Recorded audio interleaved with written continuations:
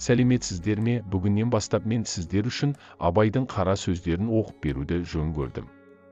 Мағынасы мол, терең ойға итермелейтін нақыл сөздер бәрімізге қажет болар деген ойдамын.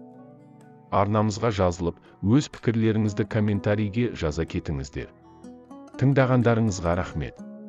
Абайдың бірінші қара сөзі. Бұл жасқа келгенше жақсы өткіздік пе, жаман өткіздік пе? Әйтеуір бірталай өмірімізді өткіздік, алыстық, жұлыстық, айтыстық, тартыстық, әурешілікті көре келдік. Енді жер ортасы жасқа келдік, қажыдық, жалықтық, қылып жүрген ісіміздің баянсызын, байлаусызын көрдік, бәрі қоршылық екенін білдік. Ал енді қалған өмірімізді қайтып, не қылып өткіземіз? Соны табалмай өзімде қайрамын. Ел бағу. Жоқ, елге бағым жоқ. Бағусыз дертке ұшырайын деген кісі бақпаса, не албыртқан, көңілі басылмаған жастар бағамын демесе, бізді Құдай сақтасын. Мал бағу. Жоқ, баға алмаймын. Балалар өздеріне керегінше өздері бағар. Енді қартайғанда қызығын өзің түгел көре алмайтұғын, ұры, залым, тілемсектердің азығын бағып беремін деп, қалған аз ғана өмірімді қор қылар жайым жоқ. Ғылым бағу. Жоқ, ғылым бағарға да ғылым сөзін сөйлесер адам жоқ. Білгеніңді кімге үйретерсің, білмегеніңді кімнен сұрарсың? Елсіз күнсізде кездемені жайып салып, қолына кезін алып отырғаның не пайдасы бар?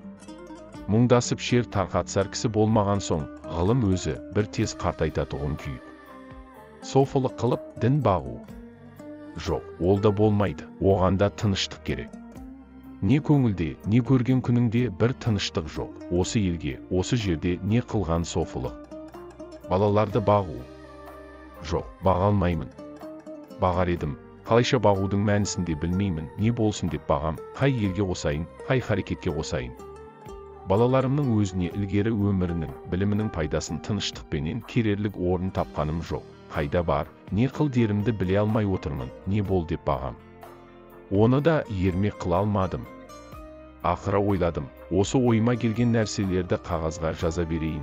Ақ қағаз бен қара сияны ермек қылайын. Кімде кім ішінен керекті сөз тапса, жазып алсын, я оқысын, керегі жоқ десе, өз сөзім өзімдікі дедім де, ақыра осыған байладым. Енді мұнан басқа ешбір жұмысым жоқ. Тыңдағандарыңызға рахмет. Арнамызды қолдап, тіркеліп қоюларыңызды сұраймыз. Лайк басып, комментарийге өз пікірлеріңізбен бөлісіп кетіңіздер.